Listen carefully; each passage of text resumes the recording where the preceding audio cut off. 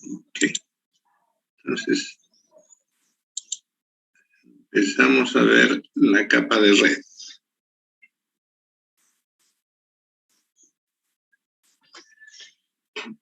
¿No? De la capa de red habíamos dicho que es el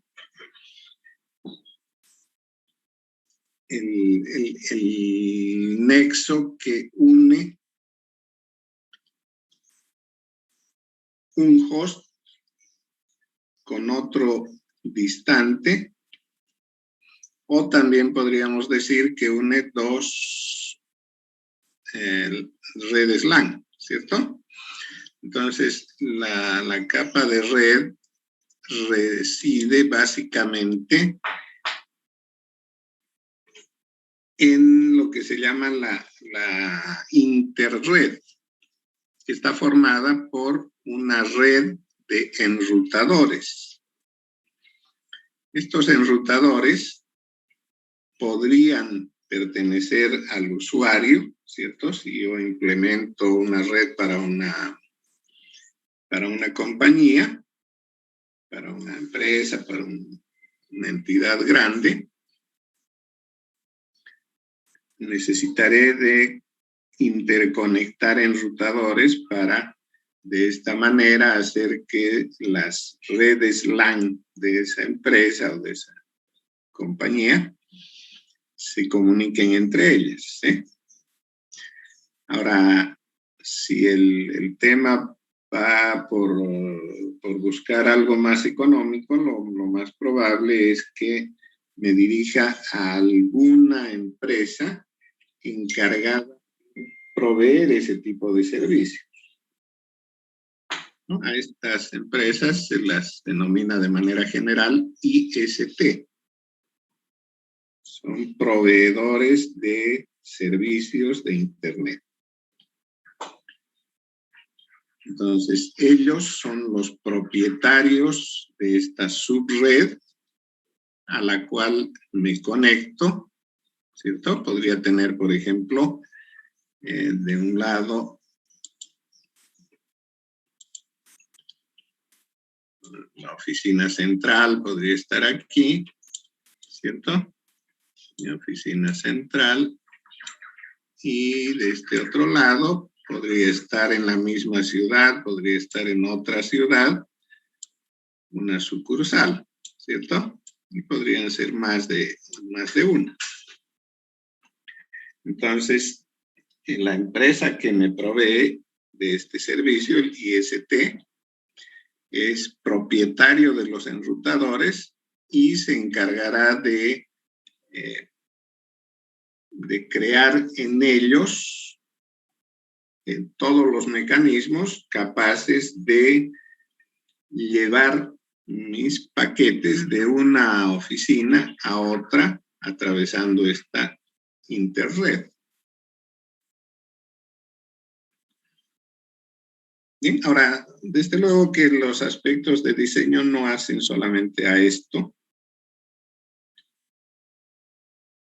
Entre ellos podríamos citar el que es necesario tener un conocimiento completo de la subred, de esta interred.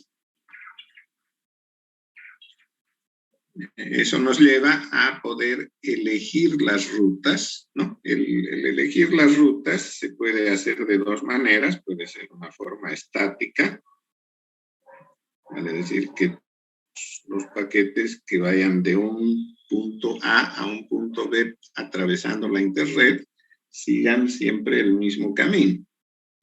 Pero esto por lo general se lo hace de manera dinámica porque al transcurrir el tiempo podría suceder que alguna ruta se encuentre muy solicitada y por lo tanto haya demasiado tráfico en ella, provocando que los paquetes se retrasen al pasar por esta ruta. Entonces, se podría modificar la ruta y hacer más bien una forma de elección dinámica.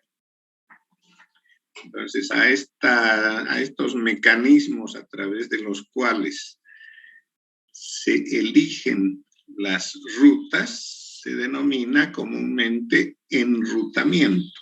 Entonces, el enrutamiento puede ser estático, ¿cierto? Eso significaría programar, ajustar los enrutadores de manera que sigan una cierta ruta. ¿Quién tiene que hacer eso? Bueno, algún administrador, sentarse con cada uno de los enrutadores y programarlo de manera que siga ese camino previamente concebido. Y la otra forma, la dinámica, sería que se programen los enrutadores de manera que ellos, de manera automática, puedan tomar decisiones respecto a la mejor ruta, ¿no? La elección de una ruta se puede hacer considerando lo que les decía, el tráfico elevado por algún tramo de la interred podría ser causa de evitar ese tramo. Otra medición que se podría hacer al momento de tomar la decisión es el retardo que sufre un paquete al atravesar por un enlace, ¿no? Si el retardo es muy alto, se tratará de evitar esa ruta hasta que mejore su situación, ¿cierto? Bien, entonces, primero nos interesa conocer la subred, saber cuántos enrutadores hay, cómo están conectados unos con otros, ¿cierto? O sea, tener una idea bien clara de la topología que tiene la subred. El segundo aspecto ya digamos, de algoritmo sería la elección de rutas. Ese algoritmo puede ser estático o dinámico. Y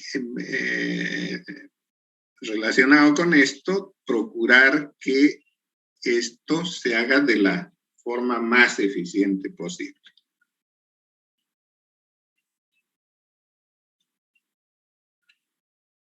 ¿Sí? Consideremos este escenario, ¿no? Todo lo que está ahí encerrado en ese óvalo, no sé si tengo, aquí estoy. ¿Cierto? En este óvalo vendría a ser el conjunto de enrutadores de la empresa proveedora del servicio, ¿no? Es de propiedad del IST. Entonces, aquí tengo el host 1, un usuario, está conectado a el enrutador A de propiedad del IST, ¿cierto? Y él, a través del proceso que está ejecutando, este proceso P1, que se ejecuta en el host 1, pretende comunicarse con el proceso P2, que se ejecuta en el host 2. Pero este host 2 es parte de una LAN. Y la LAN incluye a un enrutador de propiedad de, podría ser esto una compañía, ¿cierto? Entonces, el propietario de este enrutador F es la compañía particular. No es parte de los enrutadores del IST. Sin embargo, está conectado con él. Entonces, en el momento en que pretendo usar este sistema, debo tener en cuenta que el conocimiento de la subred debería incluir a este enrutador F. O sea, no solamente conocer la subred, sino también los enrutadores conectados a esta,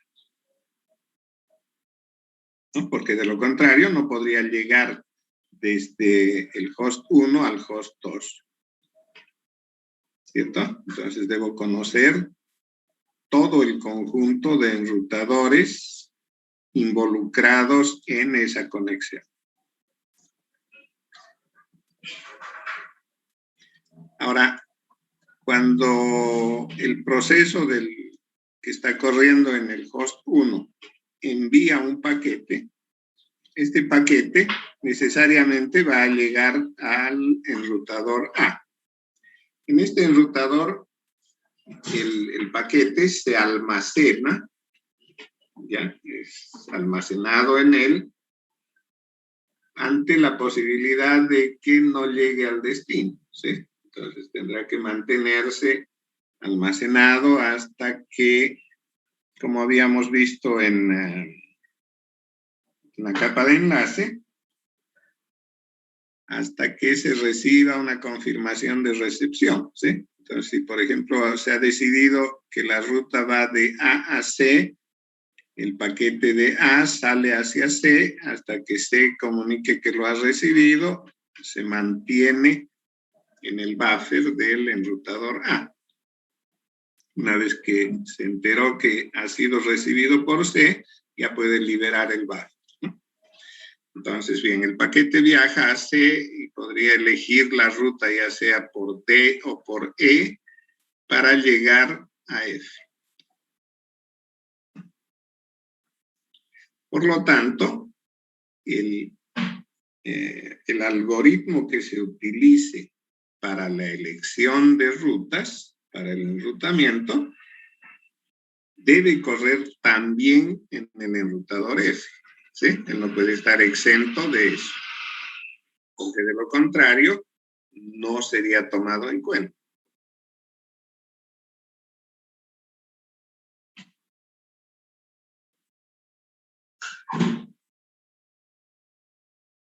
Ahora, la capa de red, como es una capa inferior a la capa de transporte, debe brindarle servicios a ella, ¿sí?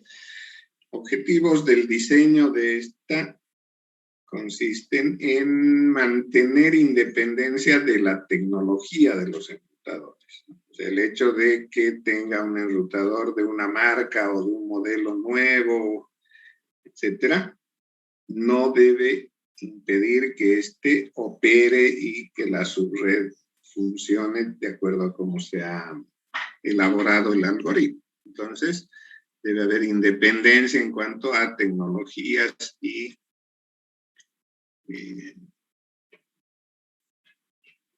todo lo que se refiere a los enrutadores, ¿no? Entonces, ese es un primer aspecto a tener en cuenta en el objetivo del diseño. El segundo dice la capa de transporte debe estar aislada de la calidad, perdón, de la cantidad, tipo, tecnología de los enrutadores. O sea, la capa de transporte no tiene por qué saber qué es lo que se está manejando en la subred. En la capa de transporte simplemente solicita el servicio de la capa de red para llegar de un punto a otro, independiente de lo que tenga en medio esta subred, es decir, de todo lo que maneja la capa de red. Y un tercer aspecto importante es que los actores deben estar o mantener una numeración única, ¿sí? Es decir, que no pueden haber dos enrutadores con la misma numeración, con el mismo código. No pueden haber dos hosts que tengan la misma dirección. Entonces, debe haber un plan de numeración uniforme y sostenido en el tiempo, de manera que los hosts se puedan identificar para poder efectuar el transporte de información de uno a otro, ¿no? Entonces, la subred debe mantener ese plan de numeración, ese direccionamiento de cada uno de sus elementos. Ingeniero, una pregunta. Dígame. En el punto 3 se refiere a la dirección IP. Claro, si hablamos del protocolo IP, es precisamente eso, ¿no? La dirección IP. Entonces, cada host debe tener su propia dirección. Ahora, este aspecto hay que considerarlo dentro de la subred, ¿ya? Ahora, podría ocurrir que de pronto existan hosts que tengan una misma dirección, pero la condición para ello es que pertenezcan a diferentes redes, ¿no? Entonces, cada red LAN debe tener su dirección e internamente podría manejar tal vez las mismas direcciones que otra red LAN. Lo que las distingue a una de la otra es la dirección de la red. Ya, entonces, este plan de numeración, vamos a verlo un poquito más adelante, obedece justamente a lo que usted decía, ¿no? Dentro de Internet, al protocolo IP. El protocolo IP le asigna direcciones de 32 bits en el protocolo IPv4 a cada host, a cada participante de la red. En tanto que esto está siendo o ha sido cuestionado por la limitación que tiene, ¿no? En 32 bits, y se está tendiendo ya a subir a 128 bits, y esto se denomina IPv6. En muchas redes ya está vigente IPv6. Seguramente en muy corto plazo, todo va a ser IPv6, dejando de lado ya lo que era IPv4. ¿No? Es versión 4 y versión 6 del protocolo IP.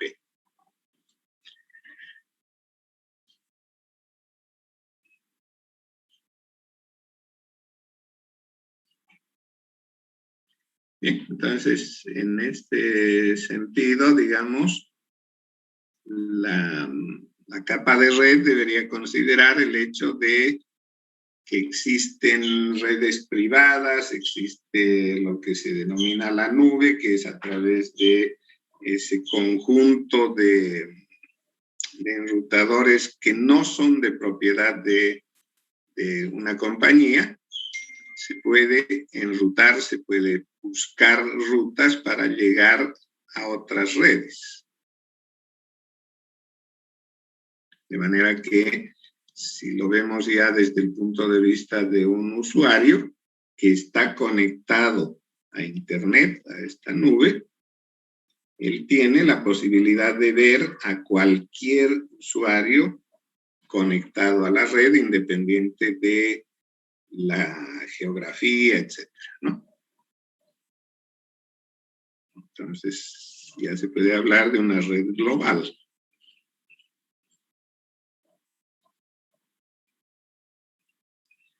Y ahora, habíamos hablado en la capa de enlace también de la posibilidad de transmitir en dos modos. Uno orientado a la conexión y el otro sin conexión, ¿no? Cuando hablamos de una transmisión sin conexión, esto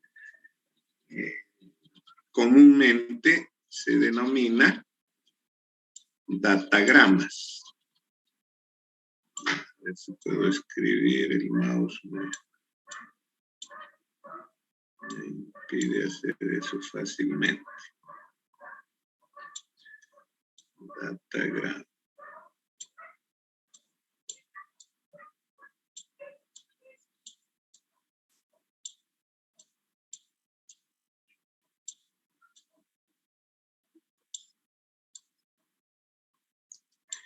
Ya, esto de datagramas viene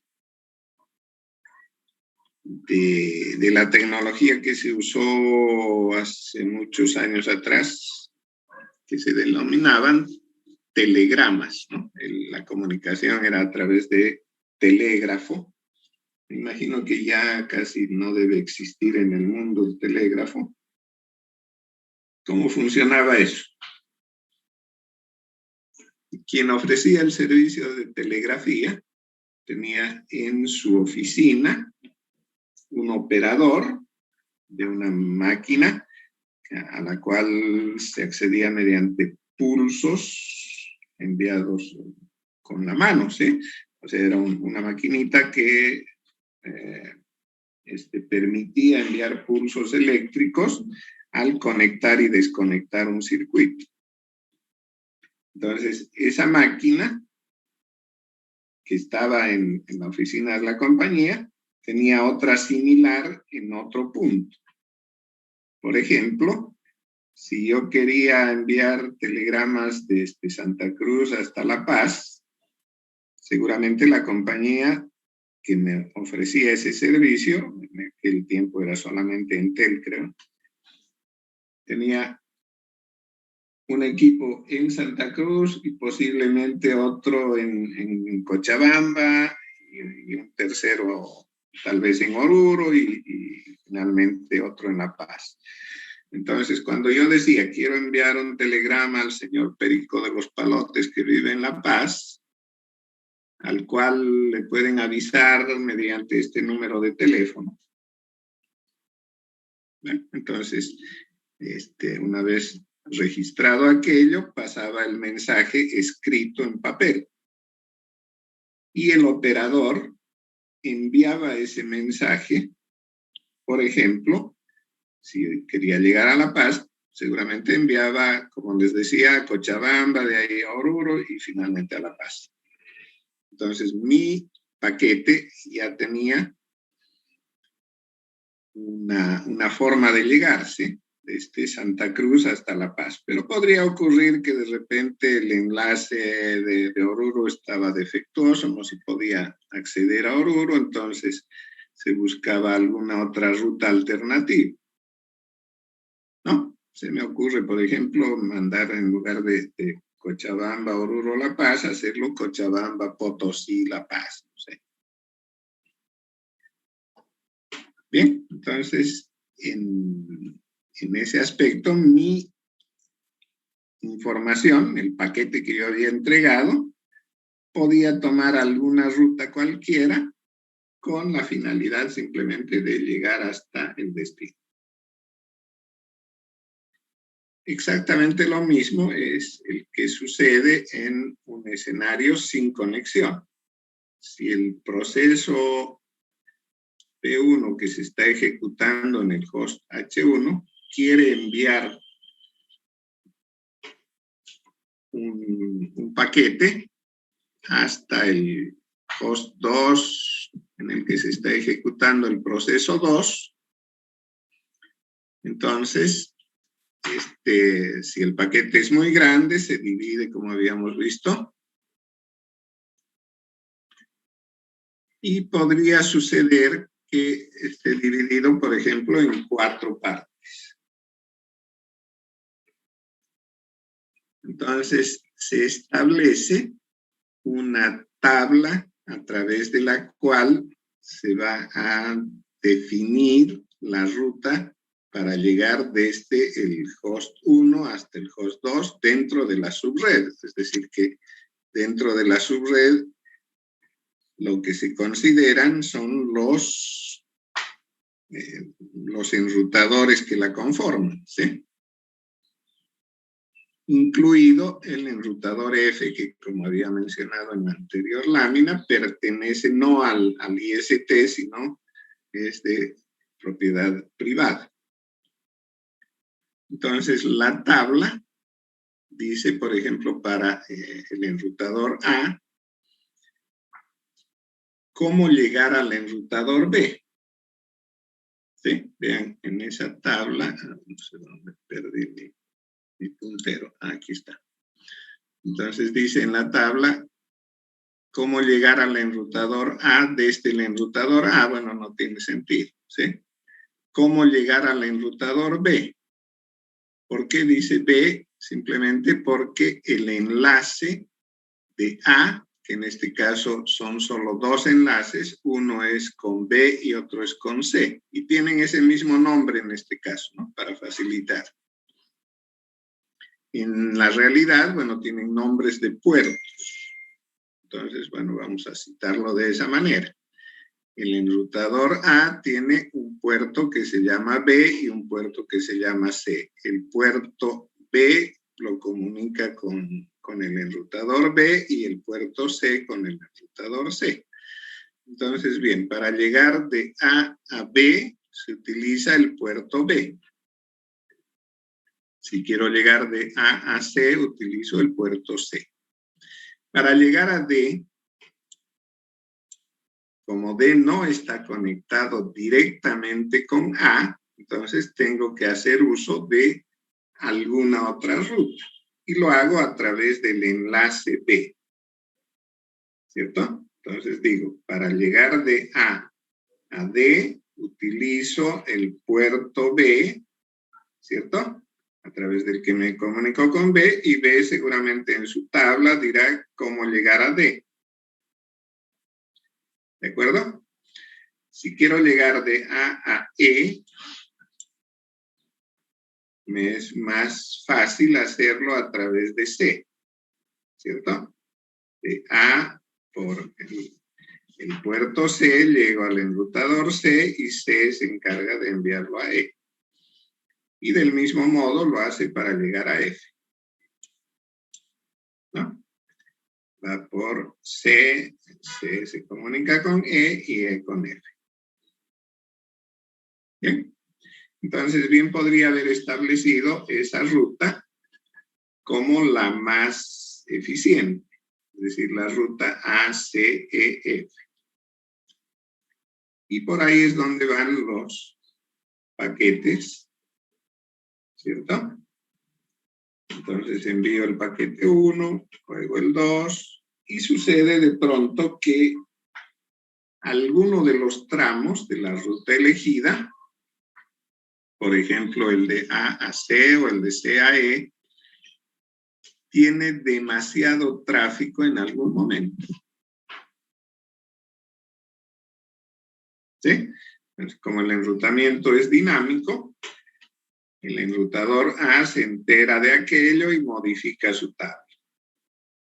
Y dice, ahora para llegar a E, ¿cierto? Para llegar a E, antes usaba la ruta por el puerto C, ahora cambia a B. Entonces, para llegar al enrutador E, lo va a hacer a través de B, B pasará a D y D a E, ¿cierto? Entonces, una vez que han salido los paquetes 1, 2 y 3, se produce ese cambio y sin ningún inconveniente, el paquete 4 o la parte cuarta del paquete completo va por la ruta mencionada, ¿no? BDE. Entonces, exactamente lo mismo que sucedía con el sistema telegráfico. Que cuando yo quiero enviar un telegrama, no hay una ruta establecida y la ruta se la va definiendo en función del estado en que se encuentre la red.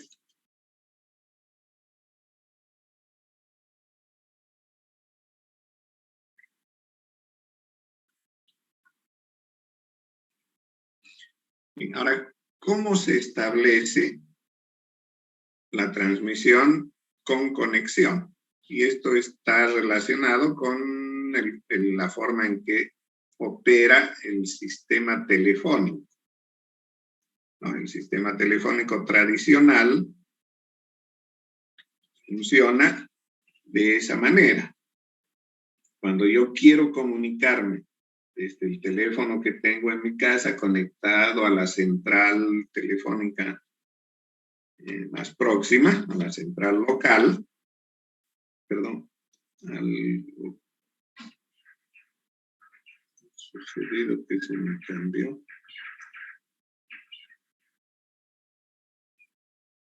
¿Dónde estoy? Ahí. Ahora sí. Entonces decía que cuando quiero comunicarme desde el teléfono que tengo en casa, que está conectado a la central local, con un teléfono que está, no importa dónde, digamos, en La Paz. Entonces lo que hago es levantar la bocina, marcar el número, ¿sí? A través de ese número, del código ese, la central local determina que debe conectarse con otra central de mayor jerarquía y esta a su vez a una tercera, tal vez de nivel nacional. Entonces ahí está conectada a la central de La Paz y lo deriva de esa manera, ¿sí? Va pasando de central en central, pero aún no se ha realizado ningún intercambio de información, no hay paquete alguno viajando. Simplemente es un mecanismo que se genera dentro de la red misma, ¿sí? Sin que se mueva paquete alguno, se van generando rutas. Entonces se establece, por ejemplo, que para que el proceso, así donde andará, para que el proceso 1, otra vez en la misma historia, que corre en el host 1, pueda comunicarse con el proceso 2 del host 2, se establece que la ruta a seguir es a través del enrutador A, no hay otra, ¿cierto? Por C, por E, por F, ¿cierto?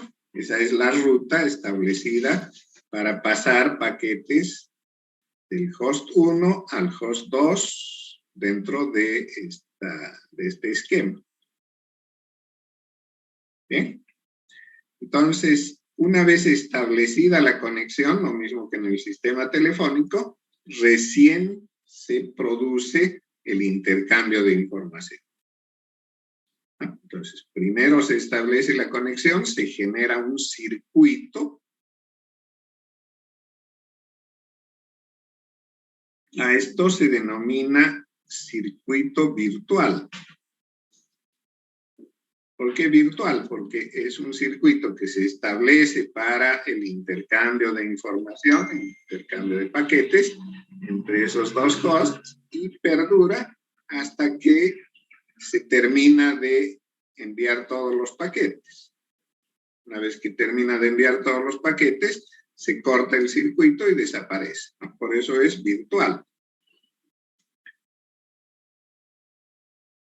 Bien. Entonces, una vez establecido el circuito virtual, para que todos los paquetes viajen por él, se los numera en el sentido ya no de direcciones, sino de circuito virtual. Entonces, se puede llamar, por ejemplo, circuito 1 a esto, ¿no? El circuito 1 sería el que comunica el enrutador A con C, con E, E con F. Y todos los paquetes, el host 1 los etiqueta, ¿sí? Les pone en su encabezado que van a seguir. Vamos por aquí. Entonces decía que el host 1 quiere, a través del proceso que está ejecutando, enviar paquetes al host 2 y para ello se ha establecido previamente, antes de que salga paquete alguno, un circuito virtual. Entonces, los paquetes ya no van con direcciones, es decir, no van modificando direcciones de un host, de un enrutador a otro, sino que simplemente llevan un número de circuito. Dice, todos los paquetes van a llevar en su encabezado el circuito virtual que usarán para llegar hasta el host 2. ¿Ya? Ahora, eso obviamente no quita que un tercer host, como está en la lámina, host 3, también pueda usar ese mismo circuito, ¿sí? Como él está conectado al enrutador A, de repente quiere enviar paquetes también al host 2. Entonces, puede usar el mismo circuito virtual, no hay ningún problema. Y aquí es donde debe o podría producirse una confusión entre paquetes de uno u otro origen, ¿cierto? Que vengan del host 1 o del host 3, no habría forma de distinguirlos, ¿eh? Si solamente indicamos el circuito virtual por el que van a ir. Entonces, a este circuito virtual, a ese número que va en el encabezado, se le debe añadir una etiqueta más. ¿Ya? La etiqueta que indique quién es el que origina el paquete. ¿Cierto? Entonces, es un circuito virtual, pero que maneja etiquetas para poder determinar quién es el origen y quién es el destino, aunque use el mismo circuito virtual.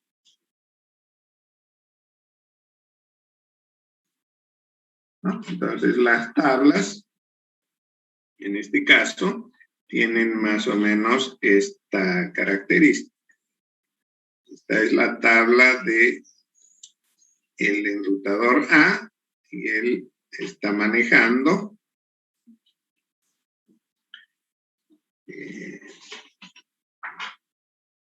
¿cierto? Para el host 1,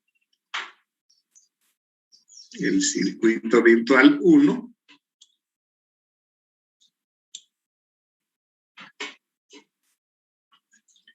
¿sí? Este pasa por el enrutador C. Ese es su puerto de salida, de A a C. ¿Cierto? En C, bueno, está exactamente lo mismo. Para llegar a E, ¿cierto? Utiliza el puerto E y a ese lo denomina circuito virtual 1.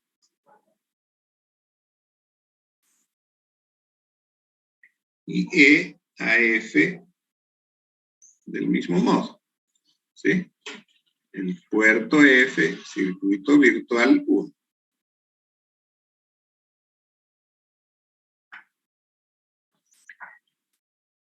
Ahora, paquetes que provienen del host 3 utilizan, vean, el mismo circuito virtual 1, pero llevan una etiqueta que identifica que estos, aunque usen el circuito virtual 1, van a tener como indicador en la recepción que provienen del host 3.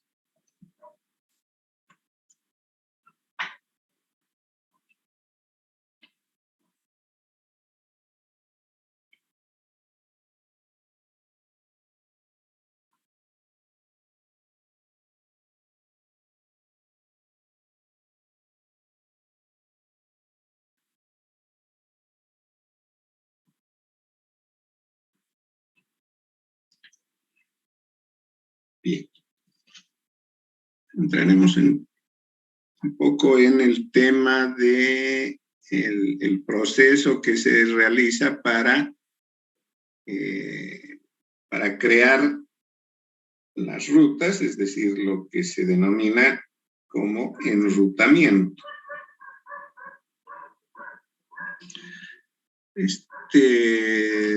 Estos procesos se basan en un principio que se conoce con el nombre de principio de optimización. Entonces, el principio establece que si el enrutador J, ¿cierto? Este enrutador J está en la ruta óptima entre los enrutadores I y K, ¿cierto? El enrutador J forma parte de la ruta mejor, digamos, la óptima entre los enrutadores I y K.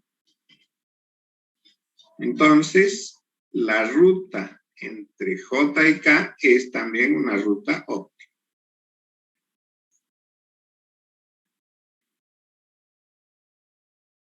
¿De acuerdo? O sea, no hay la posibilidad de que si la ruta entre I y K es óptima, esta otra ruta, JK, no sea óptima, es decir, que podría haber otra mejor. Eso no puede ocurrir, simplemente lo exime de aquello y dice que si de I a K es una ruta óptima y pasa por J, entonces la ruta entre J y K también debe ser óptima.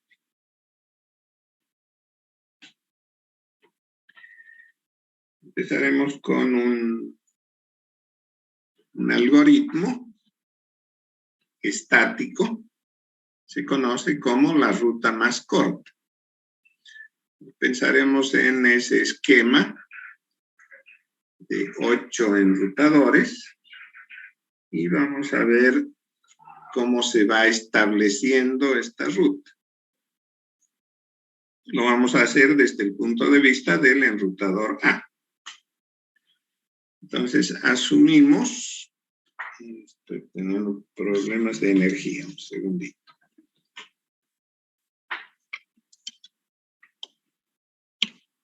Ahora sí.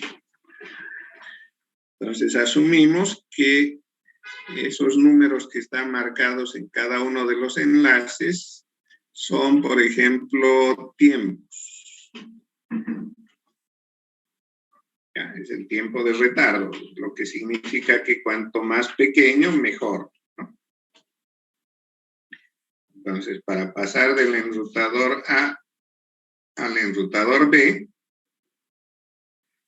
por la línea que los comunica, se produce un retardo de 2 milisegundos, por ejemplo, ¿cierto?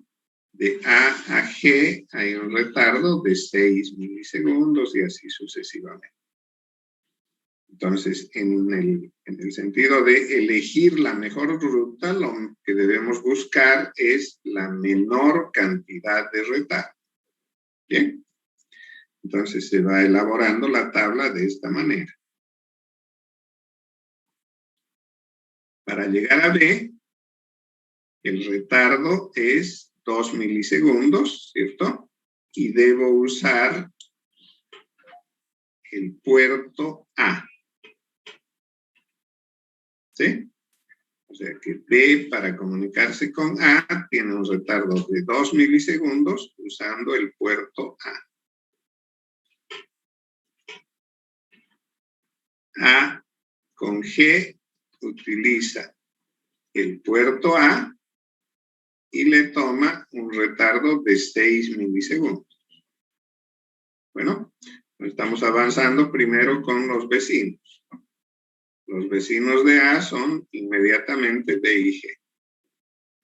De E y el resto no sabemos nada, ¿cierto?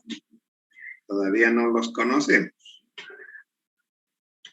Ahora pasaremos a E.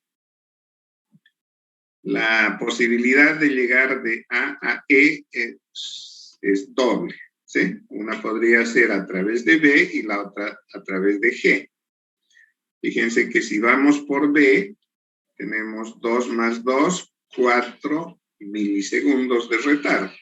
En cambio, si lo hacemos por G, sería 6 más 1, 7, ¿cierto? 6 más 1, 7. Como 4 es menor que 7, anotamos la más corta. Entonces, para comunicarse con E, toma 4 milisegundos pasando por el link B.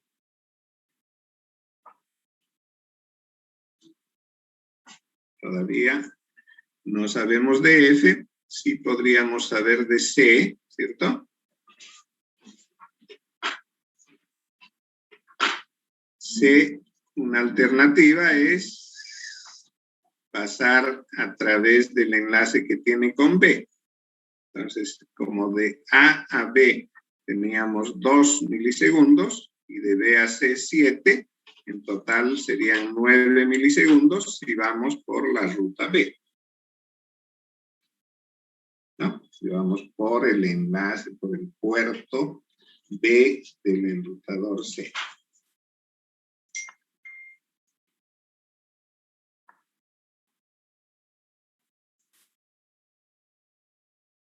Vamos avanzando.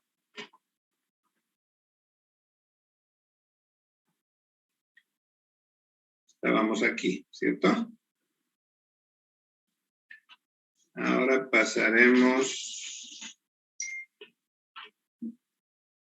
al enrutador G nuevamente. Habíamos marcado en G 6 milisegundos yendo directo, ¿sí? Pero resulta que yo puedo llegar a G de una forma más rápida, es decir, con menos retardo, y eso es a través de BE, ¿cierto? Donde tengo 2 más 2, 4 más 1, 5 milisegundos.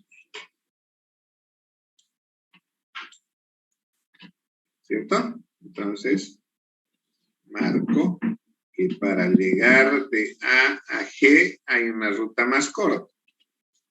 Y es a través de usar el puerto E del enrutador G.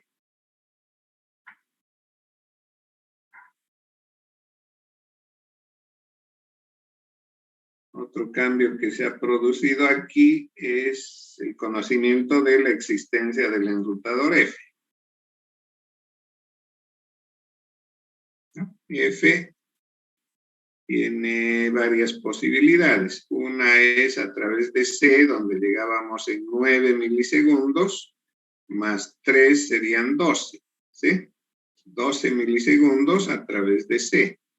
Pero hay una más corta que es a través de E, al que llegábamos en 4 milisegundos, más los 2 que toma unir con F, serían 6, ¿cierto? Como 6 es más pequeño que 12, nos quedamos con él.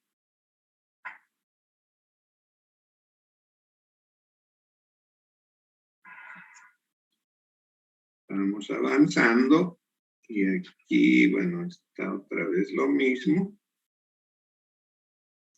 Ya modificamos G.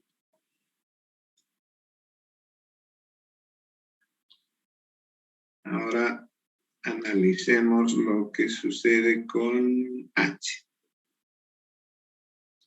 Teníamos 6 milisegundos para llegar a F. H está a 2, ¿cierto? Haría 8. Pero como se anotó antes la ruta que va por G, ¿cierto? De G a H hay 4 milisegundos. Los 4. Como teníamos 5, más 4, 9. Y esto sucedió antes de que se descubra que a F llegamos en 6 milisegundos, entonces este se podría modificar y llegar a H en solamente 8, ¿no?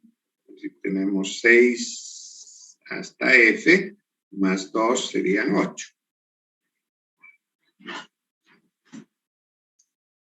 Bien, entonces se hace esa comparación y se determina que a H hay una ruta aún más corta, toma 8 milisegundos y se debe usar su puerto F.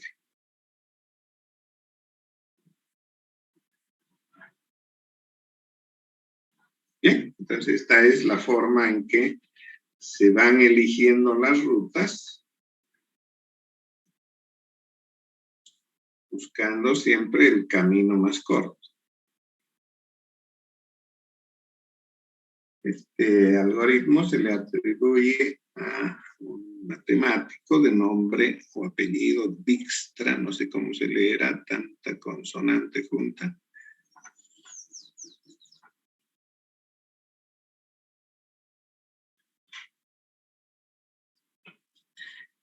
Un segundo algoritmo estático es el conocido como inundación.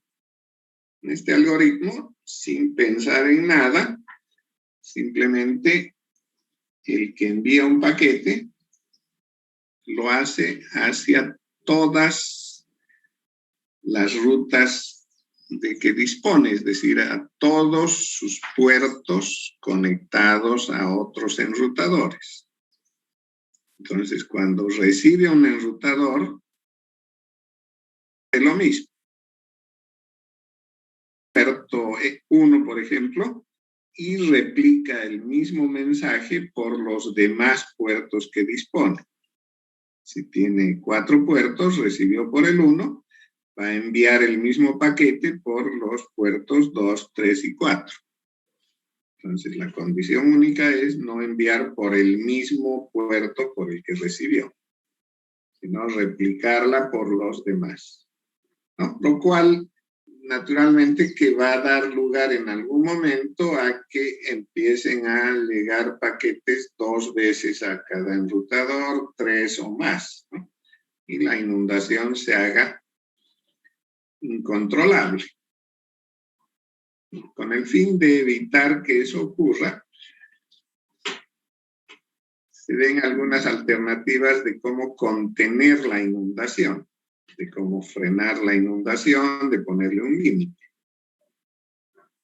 Estas alternativas son, 1, poner un contador de saltos.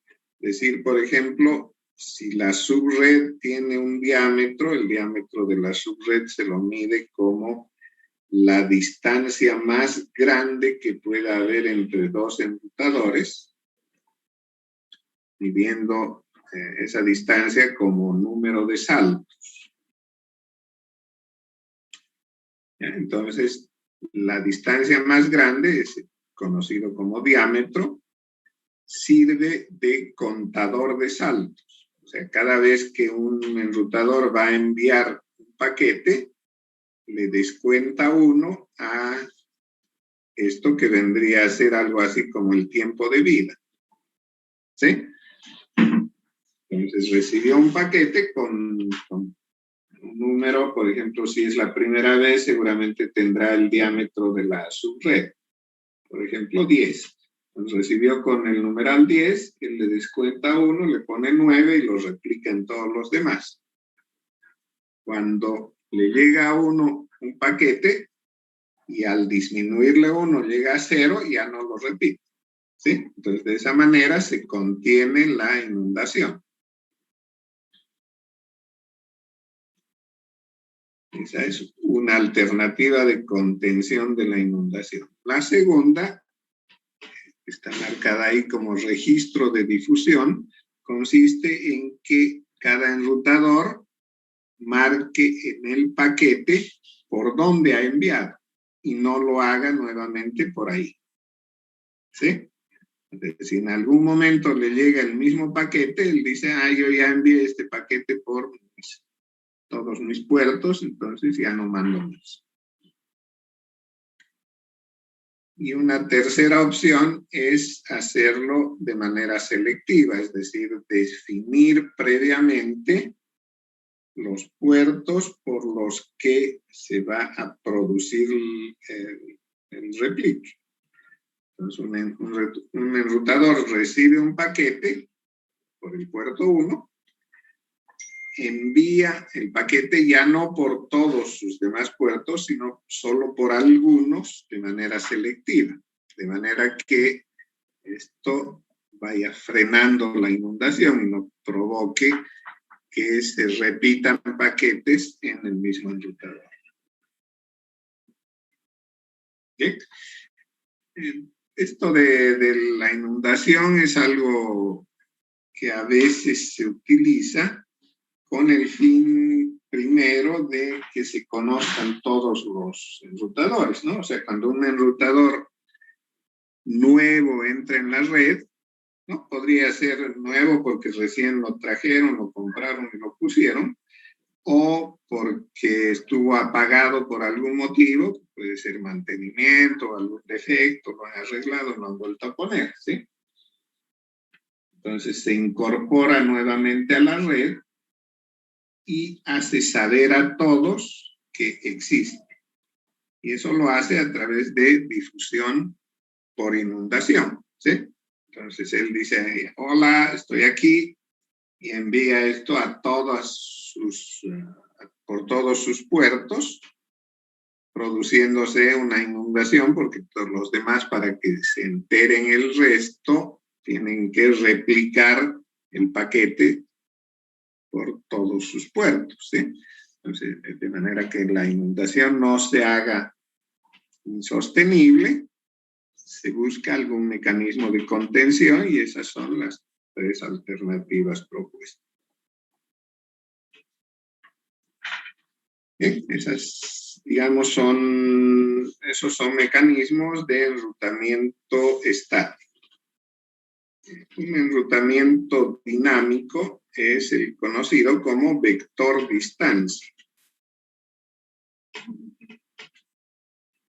Ya, para ello, cada enrutador mantiene una tabla en la que señala, por un lado, todos los enrutadores que pertenecen a la red, y en la segunda columna, alguna medida de cómo llegar a él.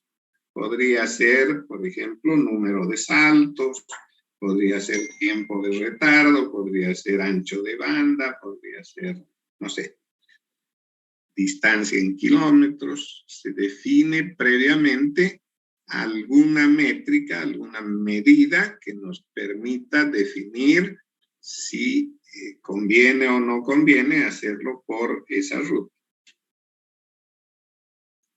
Bien, entonces pensaremos, por ejemplo, aquí que la métrica elegida es tiempo de retardo.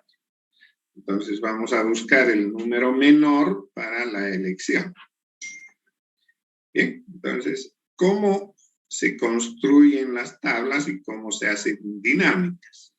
Simplemente se define para toda la subred un cierto tiempo en el que todos los enrutadores envían su tabla a los vecinos. Por ejemplo, en algún momento, no sé dónde tengo mi puntero, ahí está. En algún momento el enrutador A, ¿cierto?, va a enviar su tabla a los enrutadores B, J y E. Y a su vez, los enrutadores B, J y E le van a enviar sus tablas al enrutador A. ¿Ya? Entonces se produce un intercambio de tablas, pero además el enrutador mide el tiempo de retardo con sus vecinos. ¿No? ¿Cómo lo hace?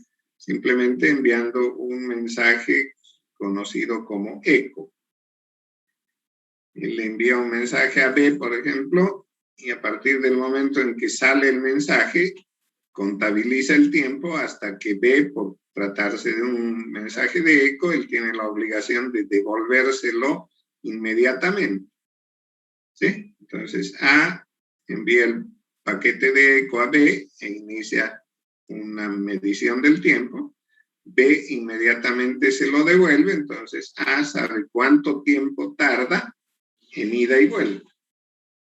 ¿Sí? Y él asume que el tiempo de retardo de su enlace es la mitad de ese tiempo. ¿Bien?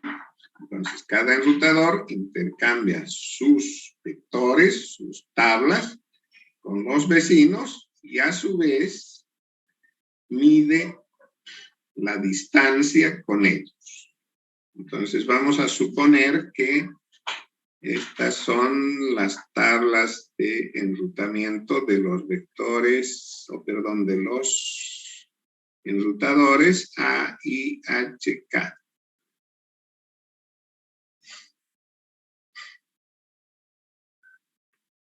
Y que vamos a reconstruir la tabla de enrutamiento del enrutador J. ¿Ya? Entonces el J es nuestro centro. Otra vez perdí mi puntero, no sé dónde anda. Ahí está, creo. Esto es. Entonces queremos trabajar con el enrutador J. Por eso están marcados A, ¿cierto? Que es su vecino, y H y K, ¿cierto? Sus 4 vecinos.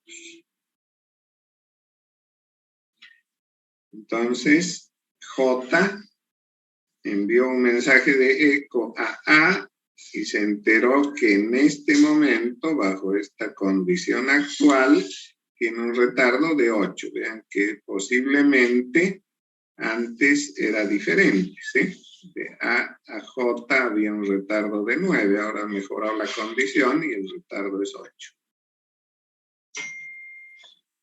¿No? Lo propio con I, ahora es 10, antes era 11, ¿no? Con H, ahora es 12, antes eran 7, ¿sí? Ha mejorado. O perdón, ha empeorado. Antes era 7, ahora es 12. Y con K, mejoró, ¿no? Estaba en 10, ahora son 6. Bien, ahora en base a esa información, el enrutador J va a elaborar su nueva tabla de enrutamiento.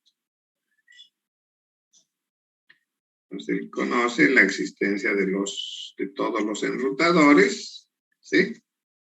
Eso ya sabemos el mecanismo a través del que se entera, ¿no? Puede ser inundación o simplemente por el conocimiento que recibe de sus vecinos. Y entonces empieza el cálculo. Dice, para llegar a A, lo puedo hacer directamente, ¿sí? Porque tengo un puerto conectado con A y he medido 8 milisegundos. Entonces, el puerto que voy a usar es el puerto A y el tiempo de retardo, 8 milisegundos.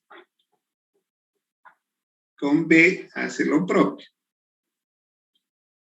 No tengo puerto de comunicación directa con B, entonces me quedan algunas alternativas. Las alternativas naturalmente son sus puertos, es decir, los que tiene con sus vecinos. Para llegar a B puede hacerlo por I, por A, por H o por K. ¿Cómo saber cuál es el más corto?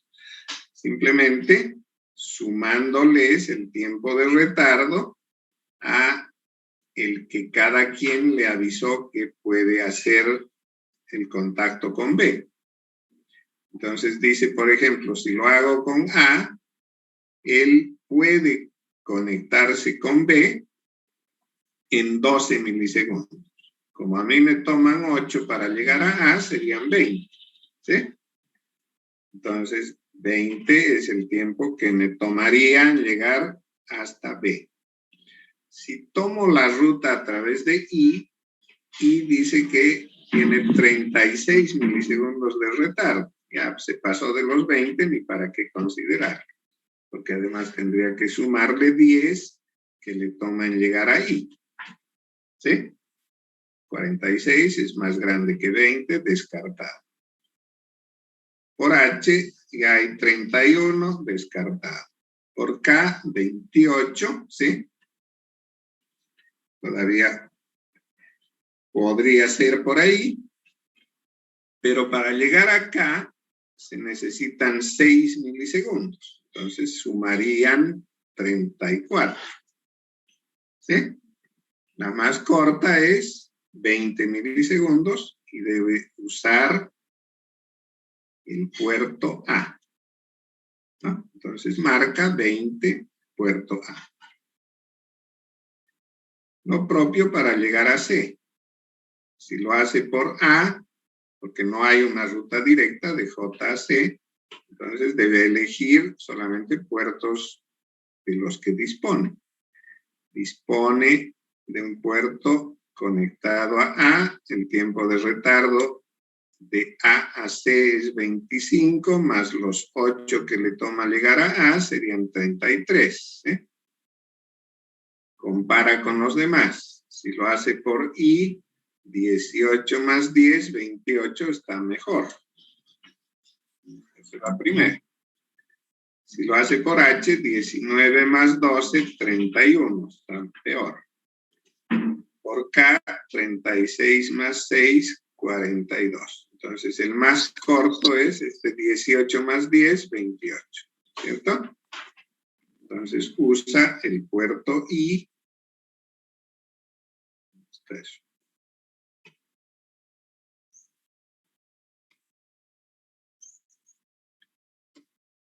No me obedece.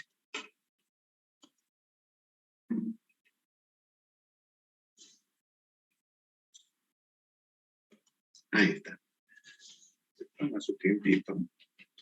Usa el puerto I y marca que el tiempo de retardo es 28 milisegundos. Lo propio hará con D y con E. ¿Sí? Pueden verificar. D a través de H son 8 más 12, 20. Y ninguno está mejor que eso. Para el enrutador E, tiene 14 más 8, 22, 7 más 10, 17 por I, ¿cierto? Este es el más corto. Y así sucesivamente va llenando su tabla, ¿no? A F le toma 30 por I y continúa hasta L, ¿no? Noten que para J, bueno, como está haciéndolo el enrutador J, el tiempo obviamente es 0 y no hay puerto que lo conecte, simplemente ya está ahí el paquete. Bien, entonces este es el algoritmo de selección de rutas conocido como vector distancia, un algoritmo dinámico porque se va modificando a medida que pasa el tiempo. ¿Sí? A continuación, el enrutador J les va a pasar su tabla a sus vecinos. Inmediatamente recibirá las tablas de los vecinos, ¿sí? Y a esto le va a acompañar una medición de tiempo de retardo elaborado mediante mensajes de eco, con lo que construye su nueva tabla, ¿no?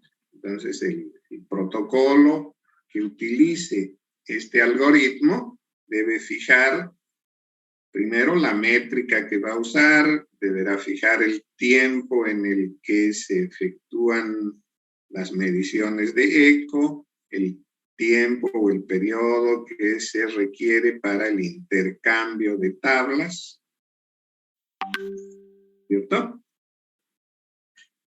Entonces, el conocimiento que recibe un enrutador de las tablas de sus vecinos no solamente le sirve para determinar las rutas más cortas, sino también podría servirle para conocer la existencia de un nuevo enrutador en la subred, ¿cierto?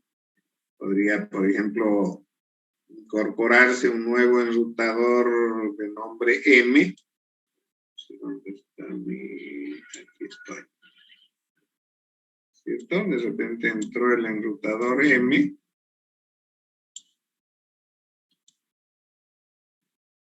En algún momento. Y está conectado con una línea al enrutador L. ¿Sí? ¿Cómo J se va a enterar de aquel si no está conectado con él? Simplemente porque en algún momento L le pasa su tabla que ya incluía M a K. ¿Sí? K registra en su tabla la existencia de M y en algún momento se la pasa a J, porque es su vecino. Entonces J se entera que existe un enrutador de nombre M, ¿sí? Y bueno, también va a saber cuál es el tiempo de retardo para llegar a él, porque lo va a calcular, ¿sí? Entonces, este es el mecanismo a través del cual se conocen nuevos enrutadores en la red o enrutadores que estaban desconectados por algún motivo, ¿sí?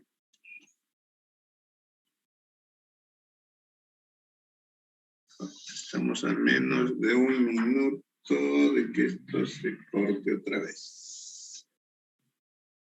Perdón, vamos a suspender la clase aquí. Me están avisando que debo entrar a una reunión. Bien, entonces suspendemos la clase por el momento. Estamos en vector distancia y ahí es donde vamos a continuar en la próxima clase. El día jueves tenemos fijado el primer examen parcial, ¿no? Entonces no se olviden ponerse a estudiar, a prepararse bien para ese examen.